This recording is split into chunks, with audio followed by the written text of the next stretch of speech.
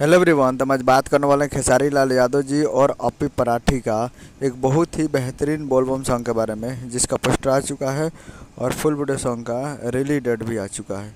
और इस गाने को लिखे हैं सोनू सुधाकर जी और इस गाने को गाए हैं खेसारी लाल यादव जी और अपी पराठी जी। और इसमें म्यूजिक है रत्नेश के रोय का। तो बहुत ही बेहतरीन सॉन्ग है और जो कि आपको स्क्रीन कवर दिखाई दे रहा है, जिस सॉन्ग का टाइटल रखा गया है ए देवघर का राजा, जिसका टाइटल है ए देवघर का राजा। और वीडियो में खेसारी लाल यादव जी और फिट में है विश्वकर्मा, कोई फिट में है विश्वकर्मा जी। अभी बहुत ही बेहतरीन सॉन्ग और बहुत ही ज़बरदस्त गाना है।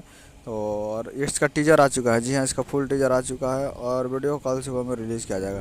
तो आप लोग तैयार रहेगा कल सुबह में फुल वीडियो सॉन्ग को देखने के लिए। बहुत ही प्यारा और बहुत ही ज़बरदस्त गाना है।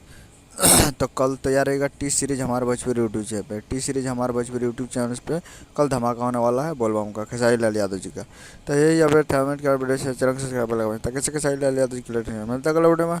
तब तक के लिए जय हिंद, जय भोजपुरी।